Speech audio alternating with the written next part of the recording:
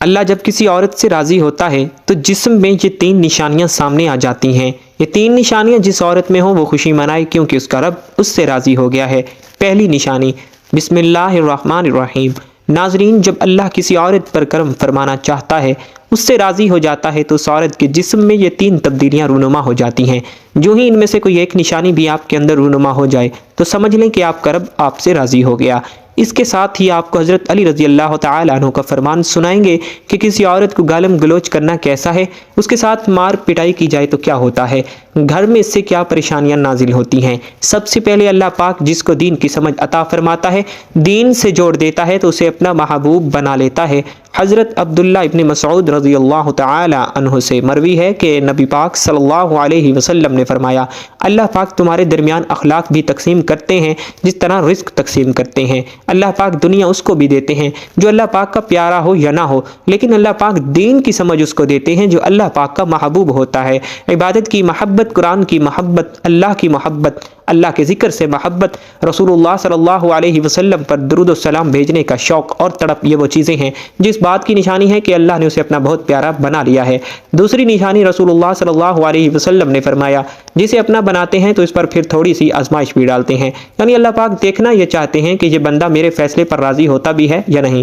جو راضی ہو جائے اللہ پاک اسے دنیا میں بھی راضی کرتے ہیں اور آخرت میں بھی راضی کریں گے۔ جو اس وقت بخلاہٹ کا شکار ہو جائے کہ یہ میرے ساتھ کیا ہو گیا، میں تو نماز بھی پڑھتا ہوں، قرآن کی تلاوت بھی کرتا ہوں، پھر مجھے بخار کیوں ہو گیا، میں تو دین پر کاربند ہوں، پھر مجھے فکر کیوں ہو رہی ہے، تو ایسا نہیں سوچنا چاہیے۔ حضرت بلال حبشی رضی اللہ تعالی عنہ سے کسی نے پوچھا کہ آپ بڑی توحید کی باتیں کرتے ہیں تو آپ کو اتنی بری طرح سے مار کیوں پڑتی ہے؟ تو آپ نے فرمایا کہ تم بھی تو بازار جا کر برتن خریدنے سے پہلے اسے بجا کر دیکھتے ہو کہ مٹی صحیح طرح سے لگی ہے یا نہیں، بس اللہ نے بھی مجھے آزمایا ہے۔ اس کے بعد یہی وہ غلام تھا جس کا رنگ بھی کالا تھا، ہونٹ موٹے تھے، جس کے بارے میں اللہ کے پیارے رسول صلی اللہ علیہ وسلم فرماتے ہیں کہ جب میں جنت میں جا رہا تھا، جب مجھے معراج کی سیر کرائی گئی تو میرے آگے آگے کسی کے چلنے کی آہٹ سنائی دی۔ میں نے حضرت جبرائیل علیہ السلام سے پوچھا کہ یہ کون ہیں؟ جواب ملا یہ بلال حبشی ہیں۔ حضور پاک صلی اللہ علیہ وسلم جب واپس آ گئے تو حضرت بلال رضی اللہ تعالی عنہ سے پوچھا کہ تم کون سا عمل کرتے ہو؟ تو حضرت بلال رضی اللہ تعالی عنہ نے فرمایا کہ آپ ہی نے تو فرمایا تھا کہ ہر وقت باوضو رہنا، تو میں ہر وقت وضو کی حالت میں رہتا ہوں، اور جب بھی بے وضو ہوتا ہوں تو اسی وقت نیا وضو کر لیتا ہوں، اور جب وضو کرتا ہوں تو 2 رکعت نماز بھی پڑھ لیتا ہوں، چلتے زمین پر ہیں اور قدموں کی آہٹ جنت میں سنائی دیتی ہے۔ تو آزمائش اللہ پاک کی محبت کی دوسری نشانی ہے۔ اسی لیے اگر کوئی فکر یا پریشانی میں ہو تو اس کا مطلب یہ نہیں ہوتا کہ پتہ نہیں مجھے کیا ہو گیا ہے، اللہ پاک اپنے پیاروں کو ہی آزماتا ہے۔ تیسری نشانی تو بہت ہی زیادہ پیاری نشانی ہے، جسے پتہ چل سکتا ہے کہ اللہ پاک اس سے راضی ہیں اور ہم سے محبت کرتے ہیں یا نہیں۔ اللہ پاک جب کسی سے محبت کرتے ہیں تو اس کے اندر خوبصورت بدلاؤ لاتے ہیں۔ حدیث میں آتا ہے کہ اللہ پاک جب کسی سے محبت کرتے ہیں تو حضرت جبرائیل علیہ السلام سے فرماتے ہیں، اس کے بعد آسمانوں میں زلزلہ آ جاتا ہے جس کی وجہ سے سارے کے سارے فرشتے بے ہوش ہو جاتے ہیں، اور پھر جب اللہ کے حکم سے سب ہوش میں آتے ہیں تو سب سے پہلے حضرت جبرائیل علیہ السلام کو اجازت ہوتی ہے، تو حضرت جبرائیل علیہ السلام سوال کرتے ہیں کہ ہمارے رب نے کیا فرمایا ہے، اور اس کے بعد خود ہی کہتے ہیں کہ اللہ پاک نے جو بھی فرمایا ہوگا وہ حق ہی فرمایا ہوگا۔ پھر اللہ فرماتے ہیں کہ جبرائیل میں نے آج اس بندے کو اپنا محبوب بنا لیا، تم بھی اسے اپنا محبوب بناؤ۔ حضرت جبرائیل علیہ السلام بھی اس بندے سے محبت کرنے لگتے ہیں۔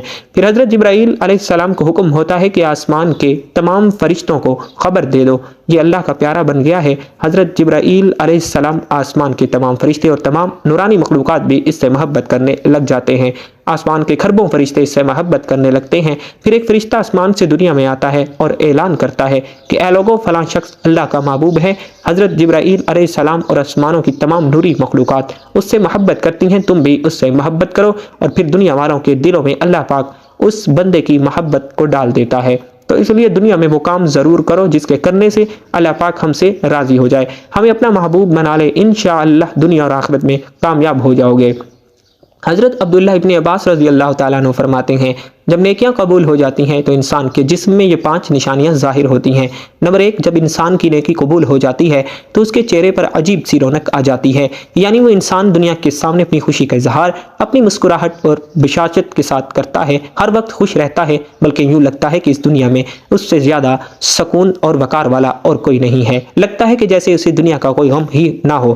یہ خوشی ہر ایک کو نصیب نہیں ہوتی۔ نمبر 2، اس کا دل روشن ہو جاتا ہے، یعنی وہ ہر وقت اللہ کے وعدوں پر امید رکھتا ہے، اس کے پاس کچھ ہو یا نہ ہو لیکن اس کے دل میں اتنی خوشی ہوتی ہے کہ اس کو کوئی پرواہ ہی نہیں ہوتی۔ اور یہ یاد رکھنا کہ انسان امیر دولت سے نہیں بنتا بلکہ امیر ہمیشہ دل سے بنتا ہے۔ حضرت علی رضی اللہ تعالی عنہ فرماتے ہیں، دولت مٹی کی طرح ہے اور مٹی کو پیر کے نیچے رکھنا چاہیے، اگر سر پر چڑھاؤ گے تو وہ قبر بن جائے گی اور قبر زندہ لوگوں کی نہیں ہوتی۔ نمبر 3، جب کسی کی نیکیاں قبول ہو جاتی ہیں تو اس کے جسم میں نیکی کی طاقت آ جاتی ہے اور شیطان اسے گمراہ نہیں کر سکتا۔ شیطان سے بچنے کی قوت اللہ اس کے جسم میں پیدا کر دیتا ہے۔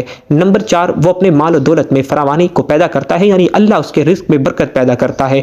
وہ لوگوں پر چاہے جتنا بھی خرچ کرے، ضرورت مندوں کو کتنا بھی بانٹے، اس کے دولت میں کمی نہیں آتی۔ حضرت علی رضی اللہ تعالی عنہ فرماتے ہیں، نصیب کا رزق انسان کو ایسے تلاش کرتا ہے جیسے مرنے والے کو اس کی موت۔ نمبر 5، لوگوں کے دلوں میں اللہ اس کی محبت پیدا کر دیتا ہے، یعنی جب اللہ اپنے بندے سے خوش ہوتا ہے تو اس وقت اس کی محبت لوگوں کے دلوں میں پیدا کر دیتا ہے۔ محترم ناظرین، اب آپ کو بتاتے ہیں کہ عورت کی ذمہ داری کیا ہے۔ حضرت علی رضی اللہ تعالی عنہ نے فرمایا، عورت کی سب سے بڑی ذمہ داری کیا ہے؟ حضرت علی رضی اللہ تعالی عنہ کی خدمت میں ایک شخص حاضر ہوا اور دست ادب کو جوڑ کر عرض کرنے لگا، یا علی رضی اللہ تعالی عنہ، میری بیوی میرے گھر کا کام صحیح نہیں کرتی، نہ میرے کپڑوں کی دیکھ بھال کرتی ہے، نہ گھر کی صفائی ٹھیک طرح سے کرتی ہے، تو کیا میرا ڈانٹنا غصہ کرنا صحیح ہے؟ بس اس کا یہ کہنا تھا کہ حضرت علی رضی اللہ تعالی عنہ نے فرمایا، اے شخص، کس نے کہا کہ تمہاری بیوی پر تمہارے گھر کا کام واجب ہے؟ یاد رکھنا، اسلام نے عورت کو عزت جتنی بلند مقام دیا ہے اتنا کسی مذہب نے نہیں کیا۔ میں نے اللہ کے رسول سے سنا کہ عورت کی سب سے بڑی ذمہ داری یہ ہے کہ وہ اولاد کی اچھی پرورش کرے اور ان کا خیال رکھے، لیکن اگر اپنی اولاد کی پرورش کرنے کی اجرت شوہر سے مانگنا چاہے تو وہ بھی مانگ سکتی ہے۔ اور تم گھر کے کاموں کی بات کر رہے ہو، خوشی سے گھر کا کام کرتی ہے، گھر کو سنبھالتی ہے، تو یہ اس کی عظمت ہے، اس کا شکریہ ادا کرو، اس کا احترام کیا کرو۔ میں نے اللہ کے رسول صلی اللہ علیہ وسلم سے سنا، جس وقت عورت اپنے گھر کا کام کرتی ہے اس وقت اللہ فرشتوں کو زمین پر بھیجتے ہیں اور کہتے ہیں کہ جب تک یہ عورت گھر کا کام کرتی رہے اس کے لیے عبادت لکھتے رہو، اور وہ وقت جو عورت کے گھر کے کاموں میں لگتا ہے وہ اس کی عبادت میں شامل ہو جاتا ہے۔ یہ عورت کی عظمت ہے کہ وہ تمہارے گھر کو جنت بناتی ہے، تمہارے بچوں کو عظیم انسان بناتی ہے۔ لیکن اگر کوئی عورت پر ظلم کرے، گھر کے کاموں کی وجہ سے اسے ٹوکتا رہے، اس پہ ظلم کرتا رہے، تو روز محشر اللہ پاک اس انسان کو گدھے کی شکل میں اٹھائے گا اور دوزخ کا ایک دروازہ ان لوگوں کے لیے کھولا جائے گا اور یہ کہا جائے گا کہ یہ وہ انسان ہیں جنہوں نے اپنی ہی عورتوں پر ظلم کیا، ان کو حقیر اور غلام سمجھا۔ محترم ناظرین، اب ہم آپ کو بتاتے ہیں حضرت علی رضی اللہ تعالی عنہ نے فرمایا، گھر میں عورت کا رونا کیسا ہے، عورت پر ظلم کرنے کی کیا سزا ہے۔ حضرت علی رضی اللہ تعالی عنہ راستے سے گزر رہے تھے، دیکھا کہ ایک شخص اپنی بیوی پر ظلم کر رہا ہے۔ حضرت علی رضی اللہ تعالی عنہ ان کے قریب گئے اور فرمانے لگے، اے شخص، اللہ سے ڈرو، تمہاری مفلسی، پریشانی اور رزق میں تنگی کا سبب یہ ہے کہ تمہاری بیوی تمہارے ظلم کی وجہ سے گھر میں روتی رہے۔ میں نے رسول اللہ صلی اللہ علیہ وسلم سے سنا کہ جس گھر میں عورتیں روتی ہیں اس گھر میں رزق کے فرشتے نہیں آتے اور یوں وہ پریشانی اور مفلسی میں گرفتار ہو جاتے ہیں۔ یاد رکھنا، اللہ نے اولاد مرد کی تقدیر میں، دولت عورت کی تقدیر میں لکھی ہوئی ہے، اور تم یہ چاہتے ہو کہ تمہارے رزق میں فراوانی ہو اور عزت، شہرت، دولت دن بدن بڑھتی جائے، تو اپنے گھر میں اپنی عورتوں کا خیال رکھو، انہیں خوشی رکھو، اللہ کے فضل و کرم سے تم عزت، شہرت اور دولت میں فراوانی پاؤ گے۔ محترم ناظرین، اسی طرح کا ایک اور واقعہ ہے۔ ایک مرتبہ حضرت علی رضی اللہ تعالی عنہ راستے سے گزر رہے تھے، آپ نے دیکھا ایک شخص اپنی عورت پر ظلم کر رہا تھا، اس کی توہین کر رہا تھا۔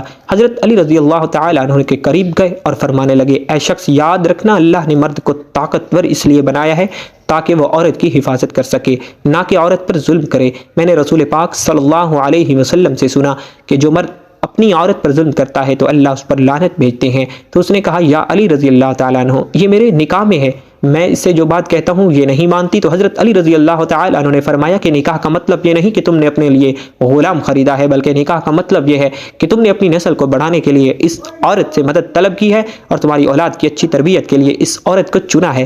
اے شخص جس سے مدد لی جائے اسے غلام نہیں سمجھتے، اور جو تمہاری اولاد کو پروان چڑھائے اسے حقیر نہیں سمجھتے، بلکہ تمہیں تو اس کا شکر گزار ہونا چاہیے۔ یاد رکھنا، عورت پر ظلم کرنے کا مطلب ہے اولاد کی بغاوت۔ آنے والے وقت میں جو اولاد تمہیں اس عورت کے جسم سے نصیب ہوگی تو اس کے وجود میں تمہارے لیے بغاوت ہی بغاوت ہوگی۔ جب اولاد بڑی ہو جاتی ہے اور اپنی ماں پر ظلم ہوتے دیکھتی ہے تو اس کے دل میں تمہارے لیے نفرت ہی پیدا ہوگی۔ اس لیے جتنا ممکن ہو سکے اپنی بیوی کے ساتھ اچھا سلوک کرو اور اسے خوش رکھو۔ اللہ پاک ہم سب کو عورتوں پر رحم کرنے کی توفیق عطا فرمائے، آمین ثم آمین۔ ناظرین، کمنٹ باکس میں اللہ تعالیٰ کے 99 ناموں میں سے اور اللہ کے رسول صلی اللہ علیہ وسلم کے 99 ناموں میں سے ایک نام کو ضرور ٹائپ کیجیے گا۔ زندگی رہی تو انشاءاللہ نیکسٹ ویڈیو میں ملیں گے، تب تک کے لیے اللہ حافظ۔